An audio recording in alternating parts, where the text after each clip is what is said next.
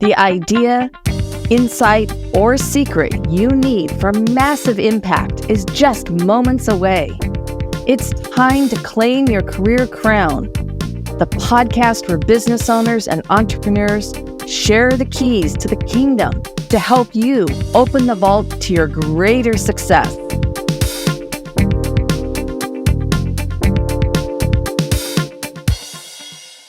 Hello, everyone, and welcome to Petite to Queen's Claim Your Career Crown podcast. I'm your host, Lynn, and today I am joined by two amazing guests, Anneliese and Dustin Vance. And we're going to be talking about how to run a family business and include your young children. Yes, you can have a thriving business and family life without sacrificing the one for the other. If you get a ton of value in this episode, I would love to invite you to subscribe because it costs nothing to subscribe. Now, Anneliese and Dustin run a family-owned business, Never Miss a Moment Consulting, as fractional CMOs and marketing vendor brokers. Family-owned business owners hire Anneliese and Dustin to go from feeling torn between providing either their time or money to their business to the triumph of no longer having to choose. Their mission is to help business owners to be home and be present by taking the marketing off their shoulders. So if their kids are small enough, they can be there instead. I mean, what a wonderful, wonderful mission. Anneliese and Dustin, I'm so glad to have you here. Welcome to the show. Thanks so much. Glad to be here. Thanks for the invite. Yeah, thanks for the opportunity. Well, let's dive right into it because I would love to hear what inspired you to focus your business on helping parents who are business owners. Can I take that? Well, I was in corporate sales for 14 years, and just the nature of what we did or what we sold, I worked with a lot of family-owned businesses, and there just kept being this pattern of attracting the same kind of person. And I don't know if it was subconscious in my relationship with my dad. I don't know if that's just like the average age and demographic that happens to own a B2C service-based business, but a lot of them were dads. And Dustin is actually the one. So I was wrongfully terminated October 2020. And he said, "Why don't you start that business you've always talked about?" Which shocked me because Dustin's normally, he'll go along with my risks. He's normally not by nature the risk taker. And the very next day we had our first client. So I took that as a sign that this was a good idea to do. One of my old clients followed me, and several have thus far. But when I needed to pick a niche on LinkedIn, because that's where I do a lot of my just spending my time marketing my business.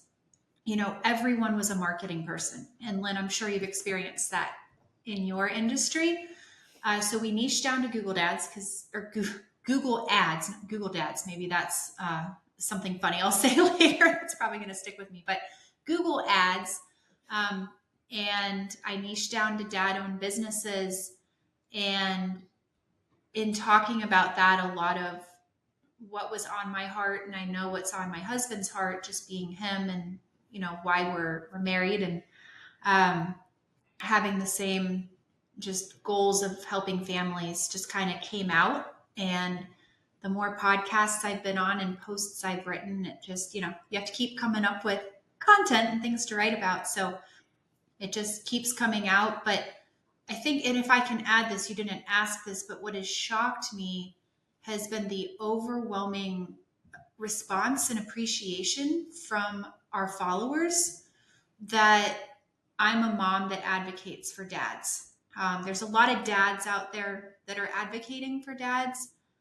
I think I know I'm not the only, and I won't name drop here, but, you know, but there's a handful of us. I think I can count on one hand And so it really does help me stand out on there. And they love hearing from Dustin on Fridays with his funny stories and antics that only he can tell in his special way. So I hope I answered your question there, but that was kind of Yeah, the origin. Do you want to add anything, yeah. I Steve? think I would add. I think a lot of it was born out of the uncertainty of 2020. Mm. I think going into 2020 and the landscape of that, I think it forced a lot of people to rethink what ladder they were climbing in their financial plan.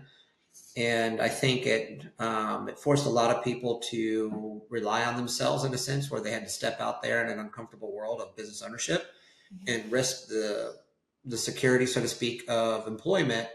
And what we discovered out there was that there's a lot of people out there that um, realize that there's a lot of room in the self-employment, home-based businesses, and there was a lot of people who are needing help. And so we found an ecosystem on a marketplace that we were able to kind of thrive in, with a lot of people who were kind of edged out in that sense because of the uncertainty of that.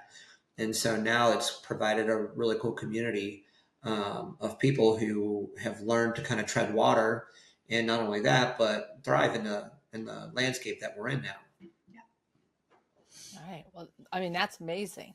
And that certainly has been transformational time for everyone.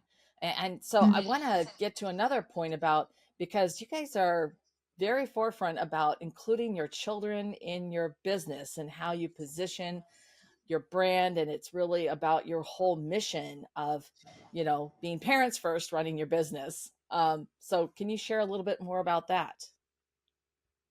Yeah, so my daughter was the inspiration for even the name of our business. She's the fifth generation of women of strength, I will call us.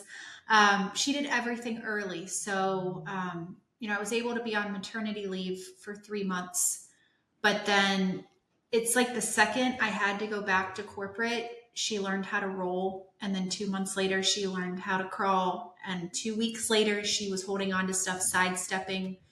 She was walking by 9 months, and all of these moments were happening. And she was a 4-year journey. I've shared a little bit of our story on LinkedIn through a couple of posts, but I was not going to miss moments with this miracle that medically shouldn't exist, just to make some phone calls and do something just to keep a job.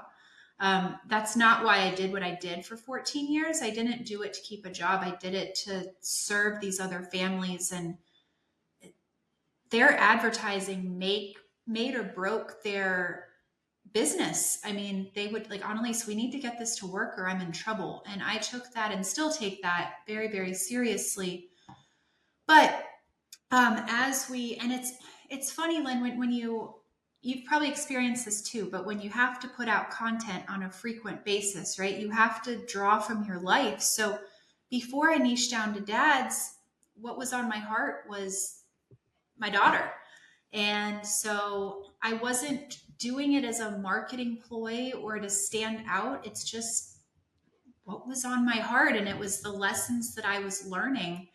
And so my followership is this very interesting conglomerate of moms from when I wrote from a mompreneur standpoint, now dads, single moms, people that just love their dads. Like that's also a big, or people that lost their dads or lost a child. And all of these stories have come out, but as it was going well and it kind of became a brand, I won't say entirely on accident, but almost on accident. Like I've been called by dozens of people the most family oriented person on LinkedIn, which with 1 billion people just still shocks me. But my friend Deanna Russo this morning, she has almost 30,000 followers, and she's like, no, that's probably a fair assessment. So we just kind of went with it. And my daughter's title came when she came to a networking meeting with me in person. And I think Quinn was in the stroller because I started putting my business or our business out there. when Quinn was about 6 months. So, he was in a stroller, he was carry on, but Lily, she had business cards and she chased every person down and was like, you need my mom's business card. And so she became my brand manager, right? So it just became this kind of like cute little thing. Well, then Quinn, he would get on networking calls with me because, Dustin was going to hang out with Lily. Quinn was still, kind of at that carry on stage, and I would go on a networking call if he needed to nurse or needed a poopy diaper. Like, and Cassandra Rosen, if you're listening to this, yes, I talked about poop again. But I would turn my camera off and then I'd come back on. And I mean, he is the stinking most adorable kid. I know you probably have a differing opinion with your own family, but I mean, we get comments all the time and he's cute and he knows it. So we called him our chief cuteness officer because I did this kind of satirical post about how he refused to smile because he was negotiating because he wanted more goldfish and a later nap time and bedtime, and it stuck. So then I put it on my website. But they just yesterday, they'll come in, they'll hop on, they'll say hi. I'll be in an audio room. Quinn will say something to the room. I don't hide that I'm still being a mom, and mom comes before CEO. Mommy CEO is kind of my title. But we do. I mean, if my kids need me, like our clients and followers know, like, all right, Anneliese isn't going to be here today. Like, she's with her family. So, anything you want to add? So I'll double back. I think we had some mentors in our life that always taught us that the purpose never changes, but sometimes the plan does. Mm-hmm. And 2020 kind of forced us to really kind of have a deeper understanding of that saying. And the plan for us had always been both of us being highly accessible in our family life. And, through that process of figuring out how to pivot and still make the purpose happen, we now have the privilege to be able to do that with the kids. I'm a big believer that we live in a culture where it may seem like both parents have to work, but the challenge of that is that if both parents are working, who's parenting your child? And I'm a big believer in that when responsibility is forfeited, accidents happen. And we just chose to take responsibility for our scenario. And it hasn't been easy and it hasn't been fun in some scenarios because we've had to make adjustments. But seeing our children and having the relationship that we have with our kids and knowing that nobody else has kind of raised our kids has been really awesome. Watching them go out in public and they don't have the same normal, should I say, fears. I mean, just the other day I was up at Kenwood Mall and my daughter, we were getting out of the van and I was trying to do something for Mother's Day for Anneliese, and Lily was with me and she was standing, her and Quinn were standing behind the van as I was finishing getting all their bags out, and a gentleman was walking by and she just looks at him and both Lilibet and Quinn goes, "Hi, how are you?" And he kind of looked at him perplexed and she says, "I hope you're having a good day." And he goes, "What'd you say?" And she looks at him and says, "I hope you're having a good day." And he didn't understand. So I kind of had to speak toddler to some degree, had to translate. And then he looked at me and he broke out into a big smile and he looked at the kids and he was like, "I'm having a great day." But then he followed up with a regurgitated thought process of, "But you shouldn't talk to strangers." And I just kind of politely looked at him and I said, that's not very good advice. And I said it with a smile and I was kind and all that. I was like, because every friend starts off as a stranger. New business clients, they're strangers. And if you're afraid to talk to them, then how are you going to get new clients? And so if you're afraid of society, then, and I don't want to train my children up that way because I think they have big plans for them. I think there's big plans for them in their life and it's going to require people. And I don't want them to be afraid of them. But if I would have left some of the decisions, say, to the financial side of things, like I work a job or my wife works a job, somebody else would have been programming that stuff into my children. And then I wouldn't understand why there was timidity there or why they were having some relationship challenges. Now I know that the pendulum swings both ways, but for the most part, I would rather my children have a healthy view of society and people in that sense versus somebody cramming fear down in them. And so it's just like an example of like I was really grateful that day that I had the freedom to step away and go out and spend time with the kids and be with them. We're kind of their biggest relationships around them. So, again, the purpose didn't change. This was the plan the entire time, and we're grateful for it. But we've had to make hard decisions to do it. But we're not apologetic for what we got. Yeah. Yeah, there's Yeah, definitely no, been I totally. sacrifice. Okay.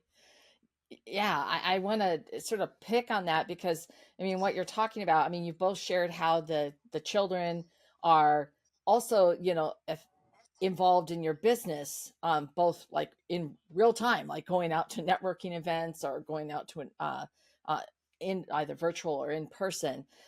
I'm really interested in how for other family business owners, how do you really blend that and you know uh, I don't want to say ethically because that doesn't even isn't the right word, but how do you blend it so that it's sort of more of a seamless and natural fit? The thing that comes to mind, and if you want to, oh, he's thinking of something. I think that our kids are just always with us. I mean, we do have babysitters come sometimes. I mean, we have date nights and, we both get out and have to take that adult and mental space, right? That's also a very healthy thing to do. I know that's not the topic, but um, I snuck out yesterday and got the brakes checked and took my computer with me and just got to be by myself. Um, it's one of our clients, and so they let me use one of their side offices, and I was just in quiet, and it was glorious. Um, but I mean, we just always talk about going on adventures together. Before like they'll go down for a nap or they'll go down for bed. If we don't have something planned, hey, what do you want to do tomorrow? And we try and include them in that. Tonight, one of my childhood best friends who I danced with since I was 11, her son is 18 and graduating homeschool high school, which is crazy that we're that old. But Lily's coming with, and she gets to go to a party, and it's not a networking event. I mean, maybe there might be business owners there at a homeschool graduation, I'm sure. But she'll go with me to charity events. Like we make it special. And we teach our kids how to act in those situations. We're choosing to homeschool, and one of the biggest things we get, well, won't your kids be socialized? Probably better than, and I, not to like go off on a tangent here, but probably better than some kids in high school. And regular school, like just because you're around people doesn't mean that you're social. Just because you're on social media doesn't mean that you're social. But we're training our kids up in everything we do, and we take everything as an opportunity to do that. So we make it special that they get to go with mommy. I have a business networking event that I'm part of it used to be every week, and now it's every 2 weeks. And mommy, can I go with? Because I don't know if this is good or bad, Lynn, but like if mommy's in a dress, she's like, Mom, where are you going? Because I'm normally in like jeans and a shirt. I can't, get pizza or peanut butter all over. But we make it special. And it's another adventure we're Yeah, going to that's go wonderful. on. So, So that's okay. anything you want. I mean, I was trying to, we're just for everybody who's tuning in, I think we're breaking up a little bit. Yeah, Dustin, do you have anything to add? I mean, with your questions, I don't know if we make it seamless. I don't think anybody ever does. That's true. Kids are kind of a constant chaos. You never know what you're going to get. It's kind of like the Forrest Gump, a box of chocolates. You don't know if a blowout's going to, throw everything off, make you late by 15 minutes. You don't know if they're going to discover climbing, and the thing on top of the fridge that was safe is no longer safe. But I would say we started with the decision that no matter what we do, they're going to be a part of the process. And the mentality that we were brought up with is that, and this is actually an important question I think people need to ask themselves in the process of it. I'm not the best parent in the world. I make mistakes, but I do rise to every occasion that I can. But the question is are you raising children or are you raising adults? Mm-hmm. And our minds, we've taken the responsibility to raise adults. And so our goal is for them to be around the number one adults that we think they should be around, and that is us. Mm-hmm. Does it create a lot of inconveniences? Yes. Does it make some conversations really, really hard? Yes. Is there always a sense of some kind of dynamics going on in the background? 100%. Yeah. Sometimes do we feel like we're burning the candle at both ends? Yes. Every day. But it's only a season, and we only get that season one time. And again, we want them to be around us. We want them to see how we respond to situations. And so we gladly take on that responsibility, because we're raising adults to be prepared for the world, because they already know how to be children. So they don't need my help in that area. And so sometimes I feel like I'm out in the ocean treading water and somebody hands me a baby. But at the same time, it's just like, if I'm gonna bet on myself. And so it's like, give me the kid. So we find ways. It's a lot of creative problem solving. Sometimes I'm not a drinker. I've never drank, but I jokingly say that sometimes it's an excuse to drink, just because, you could be fighting the dragon, performing like a triple bypass surgery and curing cancer, and your kid will walk into the room and sandwich, and they're like, "Notice me now," and you're kind of like, "Can't you see?" And they're like, "I don't care." But that was the freedom that being self-employed provided us, is the ability to pick and choose versus not having to go and ask somebody else for permission. For when I can see my kids or when I can do that kind of stuff. We're able to look at our calendar and say, you know what, you're right, I can move that by 15 minutes. And our culture around us is we've cultivated that people understand that we have children. And so, if we're 10 minutes late, it's not because we're trying to be disrespectful, it's because we're responding. So a lot of people who interact with us relate to our scenario, or they at least understand kind of what we're doing, what's our priority. So. And Lynn, if I can add, just while we're still on this topic, as Dustin was talking, I think the other thing that happened, and so much of what's happened in like the brand and what people see, it's just accidental. Like, it's really just like the timing that we were in our life. Lilibet's a COVID baby. She was born March 8th. We left the hospital March 15th. And we've both always been very active parents. I mean, especially Dustin, because it was a 4-year journey and we had our kids later in life, we wanted to be parents. They were very desired results. And I remember when Lily was born and the nurse went to change, she had her first poop. Anyway, and Dustin, I'll do it. I mean, and they thought he worked at the hospital. We were in the NICU for a week, and they thought he was a nurse because he was so involved. So him and Lilibet are buddies. He did the 1 and 5 a.m. feedings because I was still in corporate and I need sleep to not be a horrible person. And so it's maybe everyone, but at 2.5, we had to take a client off site. But to our 2.5-year-old daughter, Daddy was going to work. We could frame it as much as we wanted to that, it's still part of the business. Daddy was leaving. She was angry. Her emotions were turning on at that age. And so I had to come up with some way to help her process that. And it's still a challenge. It took us 18 months. He's now able to be home completely. But when she would take naps, again, this was an accident and kind of a happy accident that worked, but I told her that she was bringing Daddy home. That girl went right to sleep, and Daddy better be home when she woke up. But She knew she was napping to bring daddy home, and mommy was doing meetings to take or to bring daddy home. And every single day of her life for 18 months, she has learned that. Now, thank God, Quinn, and we did it in time. He still thought Dustin was in his office every day. Even yesterday, he was like, I want to go say goodnight to daddy. He can't come out right now because he's not in the house, but we'll see him after nap, But it just became part of the narrative to help her, you know, he was only gone. And then like by the time she kind of got to like, I really miss daddy. Okay, well, let's bring him home. And then she'd nap and then he'd be home and then they could be together.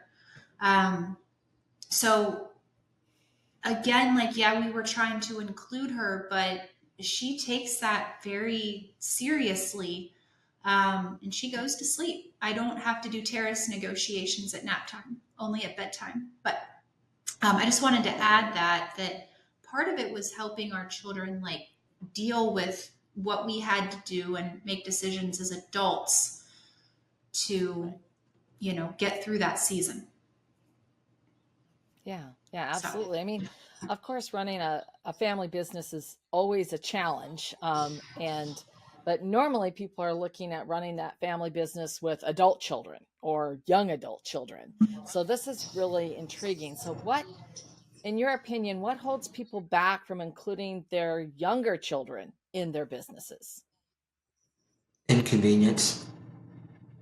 Inconvenience, the stress, um, just sadly, as an employee, I've discovered people cram 4 hours of work into an 8 or 9 hour day because it's counterproductive. So they want to get paid more, so they got to work more hours. As a business owner, the longer we work, the less we make. And so we've learned to take 4 hours and try to shrink it into 2 hours. Because it also opened up the benefit because we can spend more time with our kids. Mm-hmm. So it really has been mental gymnastics and problem solving, keeping in mind the end result that we want the most, and that was family and being available and actively involved.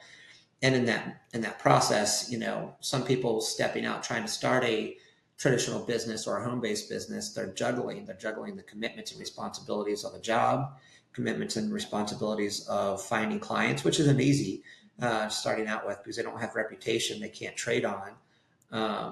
And then, the dynamics of children, and then if you're married and if you got a healthy marriage, the dynamics of that. So it's like you're being pulled in so many different directions.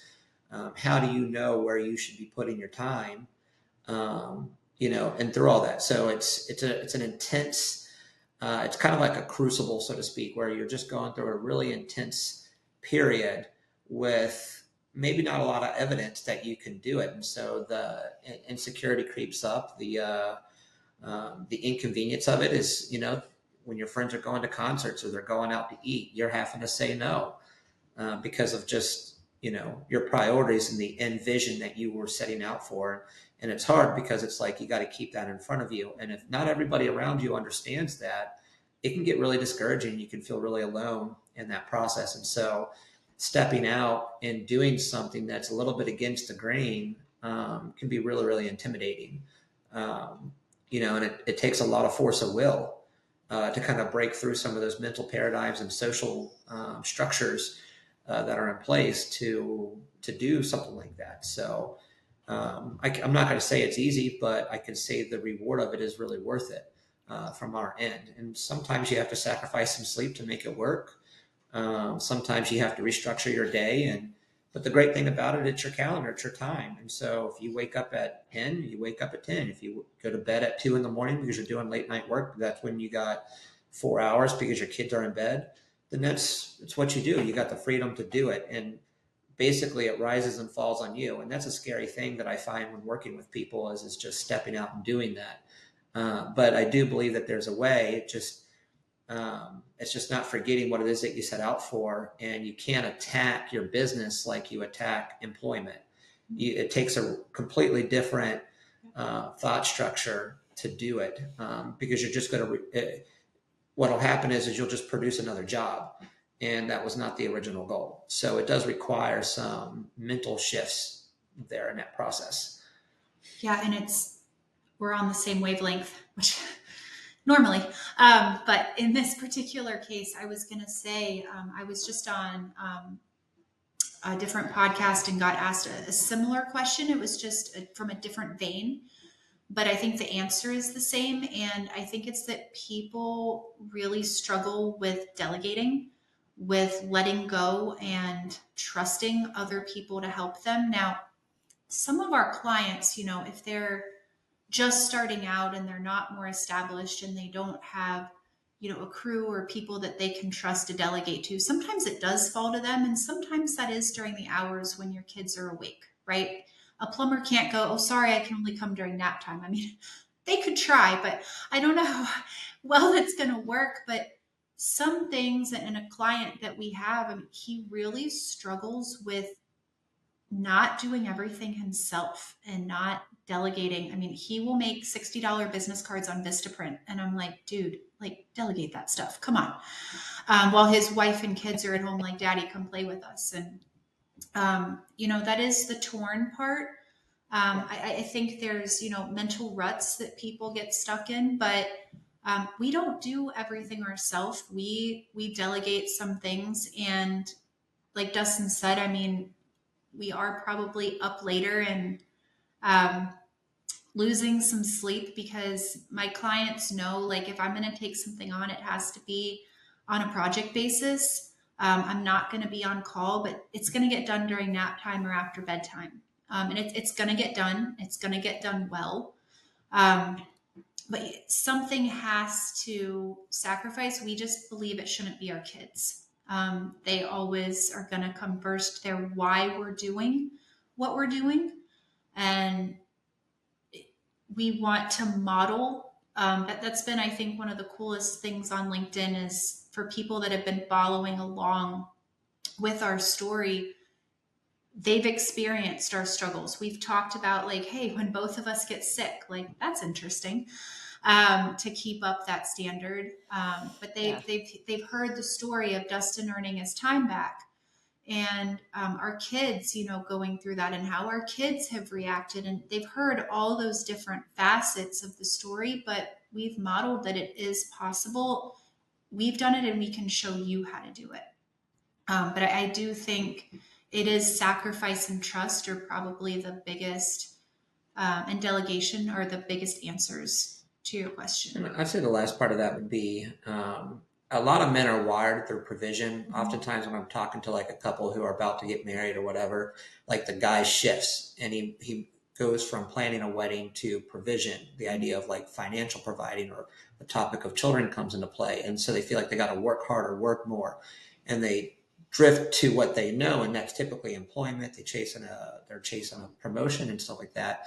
I've discovered through the process that there's a little bit more than just financial provision. Because if you're a dad that's always only known for what you provided financially, then, what example's being set? And so there's security, there's purpose, there's identity, there's acceptance. Those are all things that I think a dad can provide in a household, that when you remove one part of that out of the house, there's things that a dad can provide that I think women can provide, but I think it comes more naturally to men. And so it's just one of those kind of things where it's just like, provision is just one spoke of the wheel that makes the whole house go around. And, I think if a lot of men had the choice to be available a little bit more, to go on ventures with their kids or their son, take them to warrior training or whatever, I think they would choose that over versus going to an office and working for the next 9 to 12 hours, just so that the family can have the lifestyle. I think freedom is a little bit more than just money. I think it's just a part of the equation. And so, that's just been kind of it for us. And so I noticed that I have a big presence in the house with the kids. I'm not a control person, far from it, but I can tell the atmosphere in the house is way different when I'm here. And so my availability is important to the full structure of what we're doing. Yeah, absolutely. So, Anneliese and Dustin, is there anything you wish I'd asked you today that I haven't? Good question. No, but I'll just say this because as Dustin was talking, I didn't know if it would fit in, but since you asked, I do speak a lot to dads on LinkedIn because you have to pick an audience. You have to write to, your avatar, so to speak. But I always like to let people know I'm advocating as much for the wife and the kids as I am for the dads. Because the dad gets the benefit of that relationship with his children and his wife and, the peace of all that. But I mean, Dustin just mentioned it. I'm a different wife and a different mom when he's home. There is a peace and just a security that, and I am more type A. I can play some of those roles, but it just doesn't feel natural. And I'd rather just be the nurturer. I'd rather be able to, be goofy and laugh and tickle my kids. And um, they both have the best laughs. So that's always fun. But when the dad isn't home, I mean, it is the mom and the wife that really does carry that burden, and it's the kids too. I mean, our son's been totally clueless to what's been happening the last, year and a half that Dustin had to take a client out of the house, but Lily's been very aware. And she went through all of her big emotional development. I mean, that's still turning on, but like we physically saw her emotions turn on and um, she still has a feelings chart that she goes to on my phone and hey, how are you feeling? And we learned a lot through that process, but gosh, it would have been easier if Dustin had been home. It just would have. It maybe accelerated the process of her learning, how to process those emotions, but the kids are feeling it too, and they're not too young to be aware of what's going on. And we took that very seriously. You know, a lot of other kids, they don't get it yet. Yeah, they do. Um, and, I grew up in family businesses. My mom, was able to have me be home with her till I was 3. And then I guess I was a little too precocious and I went to preschool. My sister didn't get that benefit. She started in daycare at 6 weeks, and you see stark differences between me and my sister. And it's not her fault, but I'm a way more secure person having those first 3 years developmentally with my mom.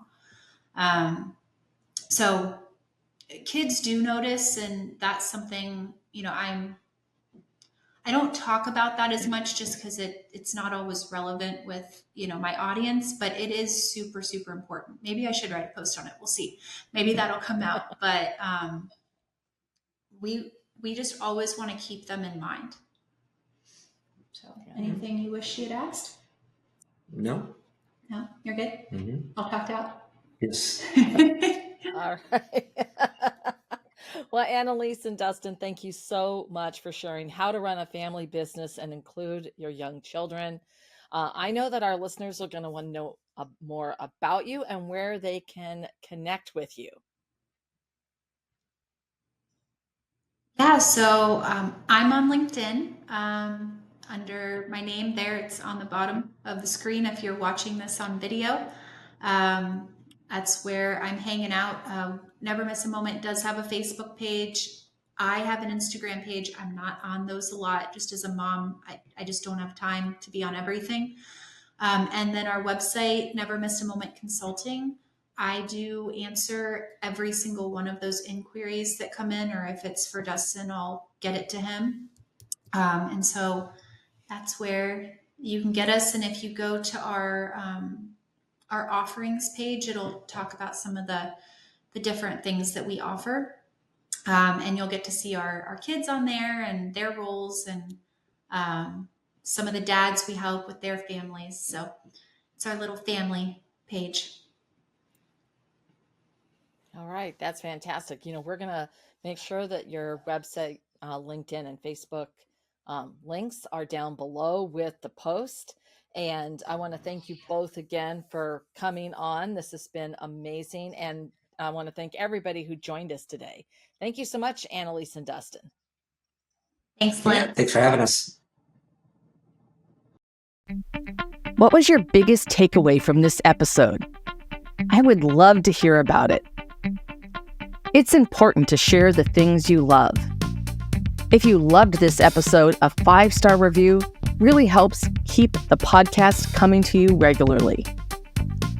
Also, if you want to get more sales strategies to grow your business, make sure you subscribe right now. If you want to get results even faster, I invite you to download my sales strategy checklist at petitetoqueen.com/checklist. This has been Lynn Whitbeck, host of Claim Your Career Crown. I'll see you next time.